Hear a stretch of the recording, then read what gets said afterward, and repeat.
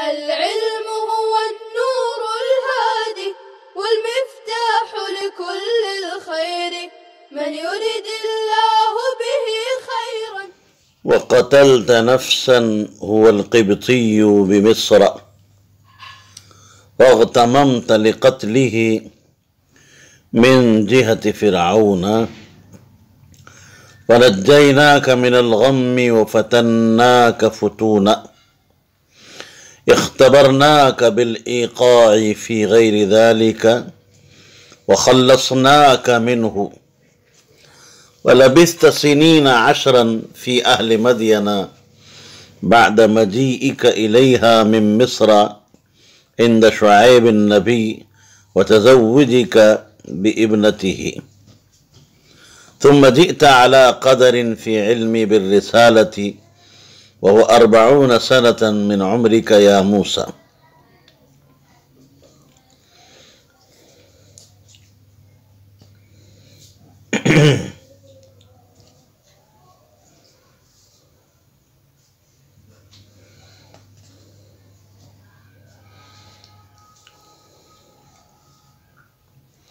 وقتلت نفسا،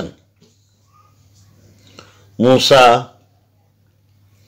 تم نے ایک شخص کو قتل کیا جو کہ قبطی تھا مصر میں، فاغتممت لقتلہ، پھر تم اس کے قتل کی وجہ سے من جہت فرعون کی طرف سے غمزدہ ہوئے.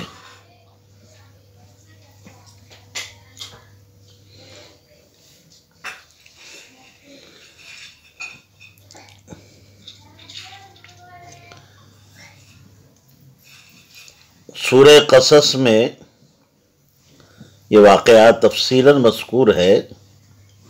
یہاں اجمالاً یہ بات کہی گئی ہے کہ ایک مرتبہ یہ واقعہ پیش آیا کہ حضرت موسیٰ علیہ السلام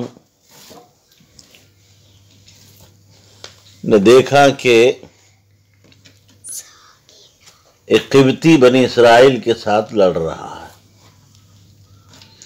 قبطی اور سبتی کے درمیان میں منازعات ہو رہی ہے. آپ کو اسرائیلی نے مدد کے لیے بلایا، آپ تشریف لے گئے اور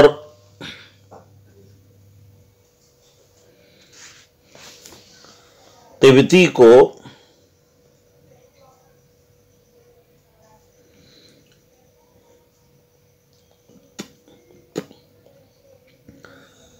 آپ نے ایک گھونسا مارا، اور مارنے کا مقصد تنبیہ تھی اور تادیب تھی، انتقام نہیں تھا اور جان سے مار ڈالنے کا قصد نہیں تھا. مگر ہوا یہ کہ وہ جا بحق ہو گیا. اسی کو قرآن کہہ رہا ہے وَقَتَلْتَ نَفْسًا، کہ اے موسیٰ تم نے ایک قبطی کو مصر میں قتل کیا، اس کی جان لے لی، اور پھر اس کے بعد مار کر تم کو غم ہوا، خوف عقاب سے بھی ہوا اور خوف انتقام سے بھی ہوا. دونوں طرح کے خوف لاحق ہوئے، خوف عقاب بھی اور خوف انتقام بھی. یہاں پر ہمارے مفسر علام رحمہ اللہ نے فرمایا کہ لقتلہ من جہت فرعون،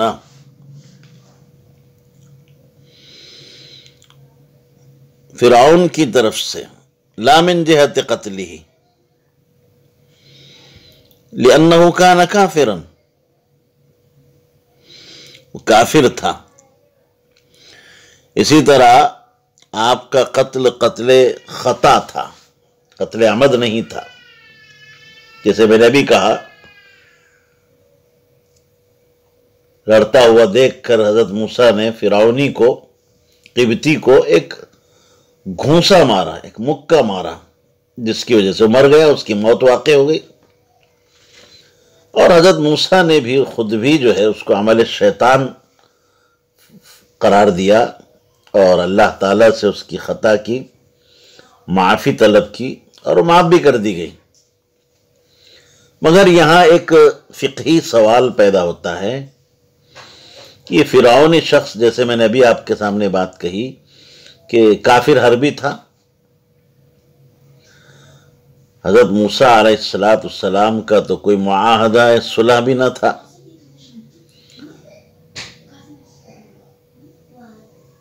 اور نہیں جو ہے اس شخص کو اہل ذمہ کافروں کی فہرست میں داخل کیا جا سکتا ہے کہ جن کی جان و مال اور آبرو کی حفاظت مسلمانوں پر ضروری ہوتی ہے۔ الغرض یہ کافر حربی تھا، جس کا حکم شریعت اسلامیہ میں یہ ہے کہ وہ مباح الدم ہے، اور ایسے شخص کا قتل کوئی گناہ نہیں۔ پھر یہاں اس کو عمل شیطانی قرار دینا اور خطا جو ہے کس بنیاد پر اس کو قرار دیا گیا؟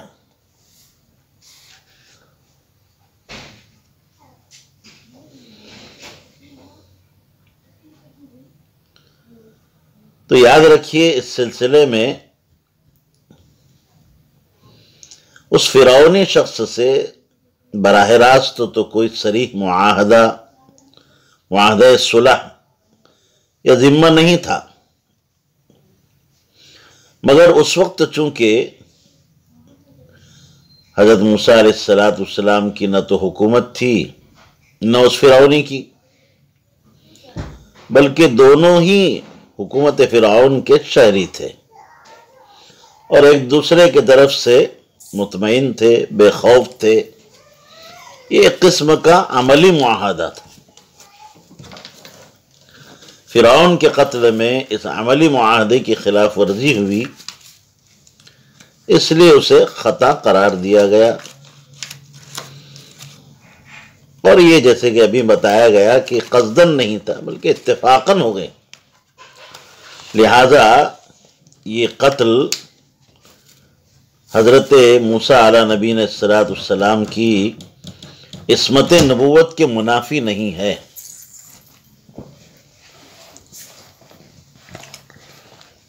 جی، اس سے ایک بات ہمیں یہ بھی سیکھنے کو مل رہی ہے کہ ضعیفوں کی امداد کرنا چاہیے، اور خدمت خلق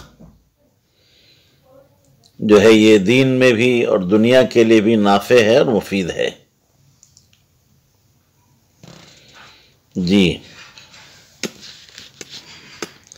فَنَجَّيْنَاكَ مِنَ الْغَمِّ وَفَتَنَّاكَ فُتُونًا، پھر ہم نے تم کو اس غم سے نجات دی۔ وَفَتَنَّاكَ فُتُونًا، اور ہم نے تم کو خوب محنتوں میں ڈالا۔ اس غم سے نجات دی، جیسے میں نے ابھی اوپر یہ بات بتائی کہ حضرت موسیٰ کو خوف عقاب بھی تھا اور خوف انتقام بھی تھا، تو حق تعالی نے خوف عقاب سے حضرت موسیٰ کو کیسے نجات دی؟ تو یاد رکھیے کہ حضرت موسیٰ کو اللہ تعالیٰ نے استغفار کی توفیق عطا فرمائے اور ان کے استغفار کو قبول بھی فرمایا، اور خوف انتقام سے بھی اللہ نے نجات بخشی، اس طرح کہ اللہ تعالیٰ نے حضرت موسیٰ کو مصر سے مدین پہنچا دیا۔ تو خوف عقاب سے بھی اللہ نے نجات بخشی، اور خوف انتقام سے بھی اللہ تعالیٰ نے مدین پہنچا کر آپ کو نجات عطا فرمائی۔ وَفَتَنَّاكَ فُتُونًا، اور ہم نے تمہیں خوب محنتوں میں ڈالا. اختبرناک بالایقاع فی غیر ذلک، اس کے علاوہ میں بھی آزمائشوں میں ہم نے تمہارا امتحان لیا، تمہیں پرکھا، جانچا، آزمائشوں میں ڈالا. وخلصناک منہ، اور اس سے ہم نے تمہیں نجات بھی دی، خلاصی دی. خلاصی دینا بھی منت ہے، احسان ہے، اور ابتلا بھی اس وجہ سے کہ وہ اخلاق حمیدہ اور ملکات فاضلہ کے حصول کا جو ہے سبب ہے. یہ مستقل احسان ہے، احسان در احسان. جیسے میں نے بھی بتایا کہ خلاصی دینا بھی کیا ہے؟ احسان ہے، منت ہے. اور خود جو ہے مبتلا کرنا، آزمائشوں میں ڈالنا. جب انسان آزمائش میں جو ہے اللہ تعالیٰ کی طرف سے اسے ڈالا جاتا ہے تو یہی ابتلا اس کے لیے اخلاق حمیدہ کے حصول کا جو ہے کیا بن جاتا ہے؟ باعث بن جاتا ہے، سبب بن جاتا ہے. یہ مستقل احسان ہے. جی، وَفَتَنَّاكَ فُتُونًا، تو آزمائش پر آزمائش ہوتے رہی، محنت پر محنت ہوتی رہی.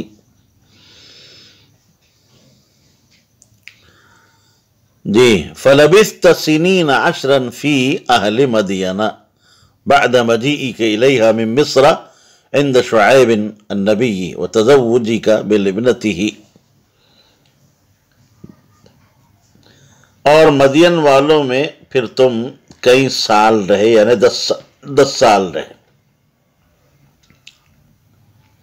تمہارے مدین آنے کے بعد، تمہارے مصر سے مدین آنے کے بعد، اللہ کے نبی حضرت شعیب علیہ السلام کے بعد 10 سال رہے، اور ان کی بیٹی شعیب علیہ السلام کی صاحبزادی سے نکاح کرنے کے بعد. یہ بھی آپ سبھی جانتے ہیں کہ حضرت موسیٰ علیہ نبینا علیہ السلام جب مدین پہنچے اور ساری باتیں حضرت، وہ لمبا واقعہ ہے، میں مختصراً یہاں عرض کر رہا ہوں کہ حضرت شعیب علیہ السلام تک آپ کی رسائی ہوئی، اللہ نے پہنچایا. جیسے کہ آپ پڑھیں گے سورہ قصص میں بھی جی کہ آپ نے مدین پہنچ کر کنویں پر جو ہے حضرت شعیب علیہ السلام کی 2 صاحبزادیاں اپنی بکریوں کو لے کر کھڑی تھی تنہا ایک طرف مجمع سے ہٹ کر. حضرت موسیٰ نے ان جو ہے ضعیفوں کی اور کمزوروں کی مدد کی، اور خدمت خلق، جیسے میں نے ابھی بتایا کہ بہت ہی نافع ہے، مفید ہے. جی، یہ محبوب عمل ہے اللہ کے نزدیک، اس لیے آپ نے ان کی بکریوں کو پانی پلایا. اللہ تبارک تعالیٰ کے پاس اس کا اجر و ثواب ہوگا ہی ہوگا. دنیا میں بھی اللہ تعالیٰ نے ان کے اس عمل کو جو ہے ایسی حالت میں کہ آپ مسافر تھے، بے کسی تھی، بے سر و سامانی تھی، ایسا علاج بنا دیا کہ ان کی اگلی زندگی ان کے شان کے مطابق سنوارنے کا وہ ذریعہ بن گیا. حضرت شعیب علیہ السلام کی خدمت اور ان کی دامادی کا آپ کو شرف حاصل ہوا. جوان ہونے کے بعد جو کام ان کی والدہ کو کرنا تھا، اللہ نے غربت کے عالم میں اپنے ایک نبی کے ہاتھ سے انجام دلوایا. بہرحال حضرت شعیب علیہ السلام نے کہا تھا کہ بھئی فَإِنْ أَتْمَمْتَ عَشْرًا فَمِنْ عِنْدِكَ، شادی کرا دی اپنی صاحبزادی سے، اور 8 سال یا 10 سال آپ نے جو ہے اکثر مدت کو پورا کیا، بکریاں چرائی ان کی. اور اس کے بعد جب مدین سے آپ مصر لوٹ رہے تھے، جی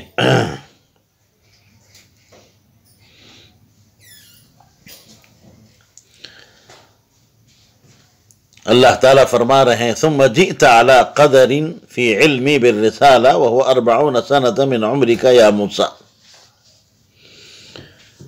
پھر اے موسیٰ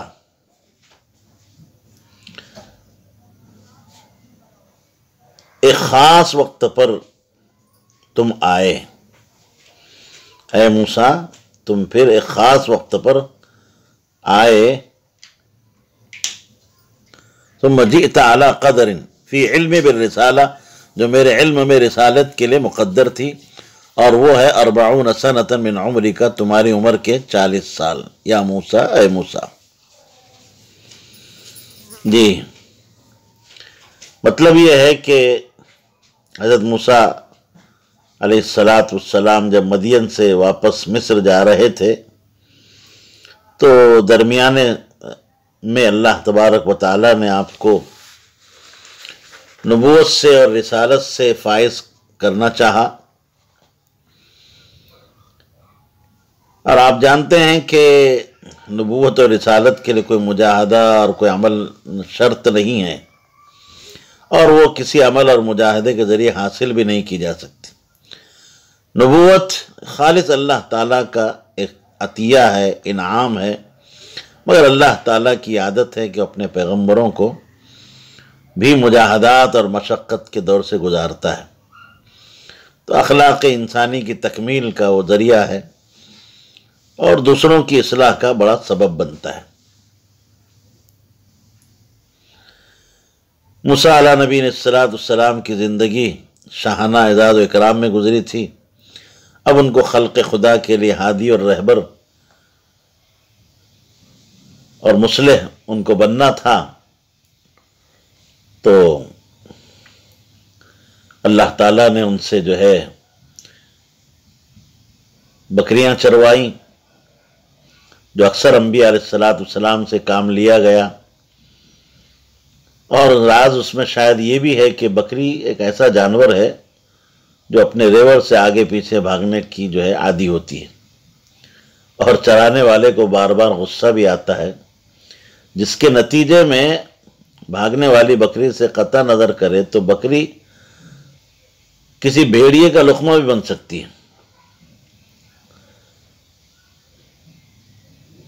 جی بہرحال اللہ تعالیٰ نے بکریاں چروا کر آپ کے اندر جو ہے تحمل اور حلم وغیرہ جیسی جو صفات اور مخلوق کی جو ہے رہنمائی، رہبری، ان کی ہمدردی، یہ سارے جو ہیں صفات کو اس کی جو ہے مشق ہو گئی، اور مدین سے واپسی پر 40 سال کی آپ کی عمر شریف تھی، اللہ تعالیٰ نے جو ہے آپ کو نبوت سے سرفراز فرمایا، خلعت نبوت عطا فرمائی۔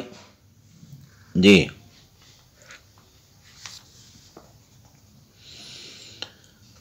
اور یہ وقت جو تھا اللہ کے علم میں نبوت کا تھا، ہم کلامی کے لیے اللہ نے مقدر کر رکھا تھا۔ وَاصْطَنَعْتُكَ اخْتَرْتُكَ لِنَفْسِي بِالرِّسَالَةِ، اور میں نے تم کو رسالت کے لیے، نبوت کے لیے منتخب کر لیا۔ اذهب انت واخوك الى الناس بآیاتی التسع، لہذا اے موسیٰ تم اور تمہارے بھائی دونوں میری طرف نشانیاں لے کر، معجزات لے کر، جو 9 معجزے تھے لے کر جو ہے جاؤ۔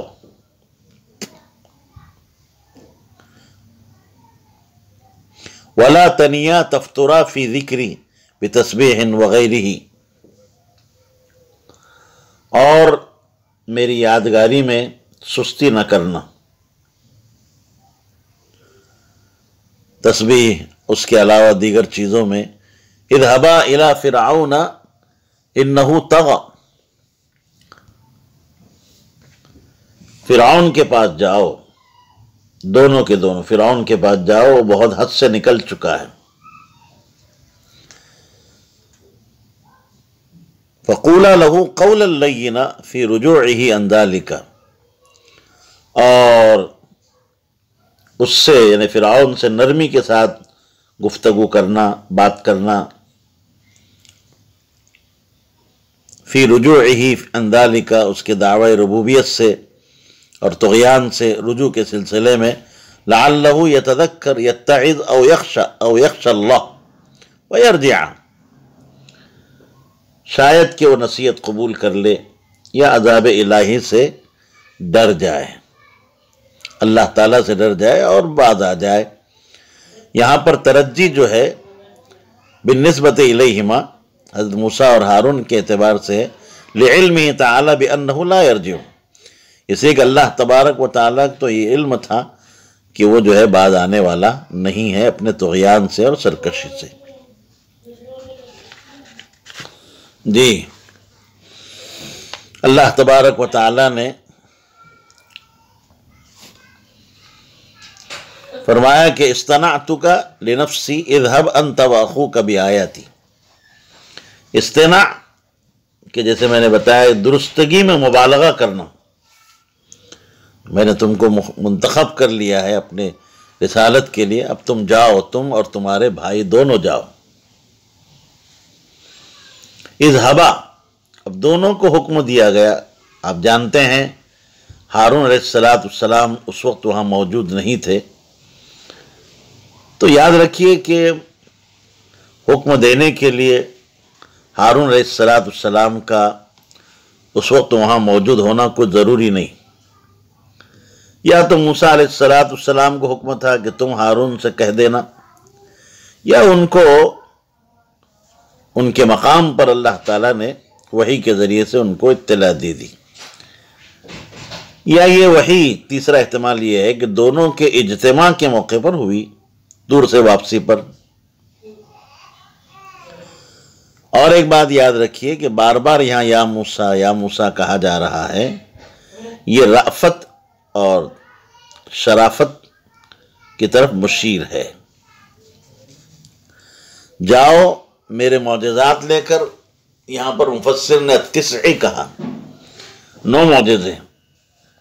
آپ کو معلوم ہونا چاہیے کہ معجزات تو اصل میں 2 تھے، عصا اور ید بیضا۔ اب یہاں پر آیاتی جمع کے صیغے سے تعبیر کیا گیا، تو وجہ یہ ہے کہ وجوہ اعجاز ہر ایک میں، عصا میں اور ید بیضا میں، وجوہ اعجاز جو ہے تھے وہ متعدد تھے، اس وجہ سے اس کو جو ہے جمع کے صیغے سے کیا کیا ہے، تعبیر کیا ہے۔